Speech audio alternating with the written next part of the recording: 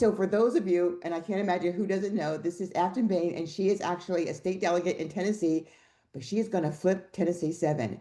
And I'm going to give you a chance to introduce yourself. I know we have a very limited amount of time, so why don't we do that? Sure. So I'm Representative Aftyn Behn. I represent downtown Nashville in the Tennessee House of Representatives. And in July, after voting for the big ugly bill, Representative Mark Green at the U.S. Congress decided to vacate the seat, thus catalyzing the last special congressional election in the entire country. It is flippable. Historically, it's an R plus 18 to 20 district, but as we've seen, Democrats have been overperforming 16, 18 points. Our poll in October said that we were about 6 points down. And recent polling shows us as close as two.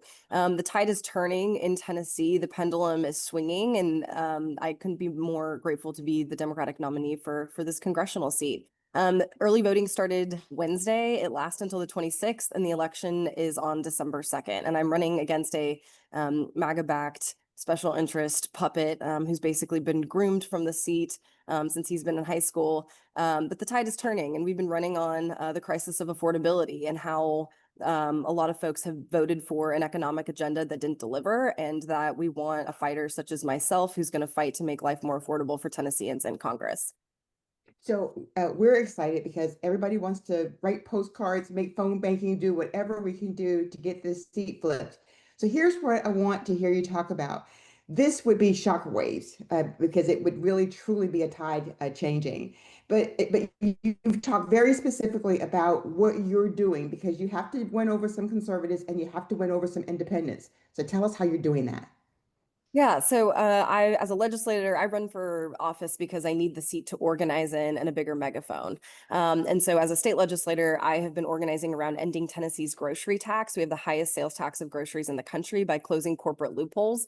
And so for the past 3 years, I've been organizing across the state and the 7th district, talking about issues of affordability. And then two is that I have gone on conservative talk radio quarterly to hold my own and to say that immigrants are not the reason that your grocery prices are high. And so you have a candidate like me who has, values, who stands up for marginalized communities and says it with, I say it with my whole chest, but also that I'm a dogged fighter when it comes to affordability and making things, decreasing costs, increasing wages, and improving the quality of life for so many Tennesseans. So affordability is resonant. It's the only thing people are talking about. And the Epstein files, lo and behold, Mhm. all the polling shows that 80% of voters on either side deeply care about this. And my opponent has not only equivocated, but has been silent when asked, would he support releasing the files? So another really cool thing is you're a millennial, which is really awesome. I think the average age in Tennessee is somewhere around 35. So what has your messaging been there? How are you pulling in these younger voters who sometimes sit out?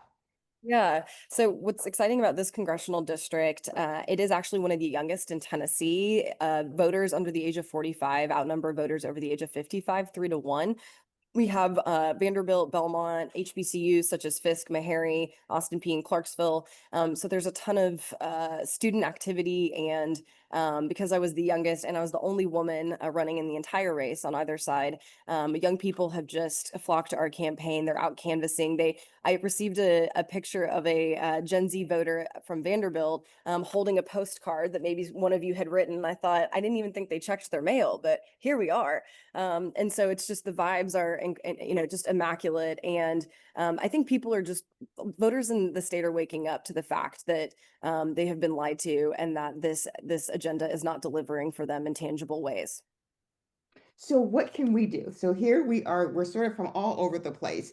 What can we do to help you flip this seat? Yeah, as I've told folks across Tennessee that you have to make this race your entire personality. So it's, Thanksgiving is imminent.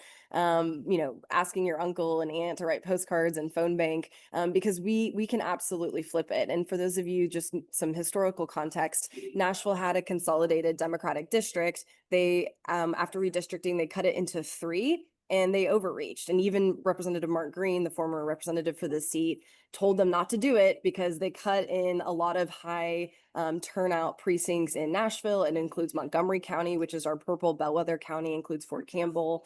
And so the overreach allowed us this opportunity. And they're running a really tired playbook. And while they've been running, they've been using rhetoric, fear, intimidation. We've been building our muscle. We've been building the infrastructure we need for this moment. And that's what brings me a lot of joy and hope right now. I certainly do hope so. One of the things that it doesn't matter if you are a Republican or an independent, your groceries are still expensive. And the change that you thought was going to happen didn't happen. Your health care is still going to go up. Nothing that they said they were going to do, they're doing. And I'm really, I have to believe that at the end of the day, pocketbooks will win out. So what else do you want us to know? And as you're sort of going through this race, what is it that you're thinking is your superpower as you sort of work through and your authenticity, you're out there with the people. What is the thing?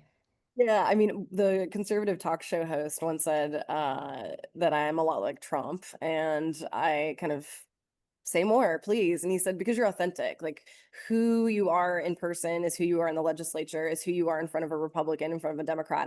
I don't equivocate on my issues. I may talk about them differently, but unlike my opponent, who's basically a puppet to the puppet masters of the universe. So in the next few weeks, as you are able, please phone bank. We've got canvassing opportunities. The entire, so 95 counties across the state where their Democratic parties were reorganized. And so those 95 counties are coming together for a day of action on the 29th. And so there will be cross state road trips to the 7th congressional district to help get out the vote. So you all are more than welcome to come. But anything we can do, this is a referendum on the affordability crisis in our country and the fact that the federal and our state administration has not delivered its promise. And I just want to highlight the importance of the national context of this race.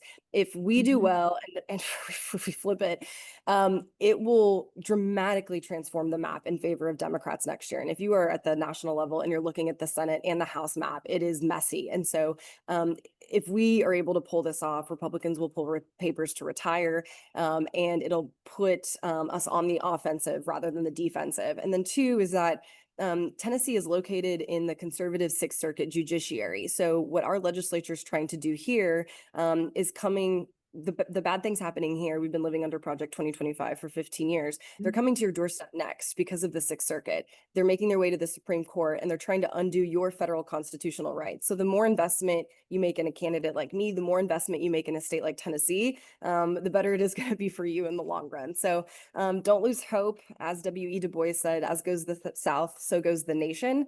And I think we are excited. We love an underdog story in Tennessee. And as I wear a sweatshirt in my campaigns that says, don't underestimate me. That'll be fun. And that's exactly what they're doing. So we look forward to shocking the nation on December 2nd. So Afton, you're going to shock the nation on December 2nd. One of the things that gets me so excited is you're like, write the postcards, do the phone bank. And some people are like, oh, I'm getting too many postcards. And you're like, no, no, no, no, no. Everybody come. Everybody look at this race and see it as a bellwether for the country. So thank you so much for Yeah. taking time out of your really busy schedule to come and get us excited and enthusiastic and motivated to see you win.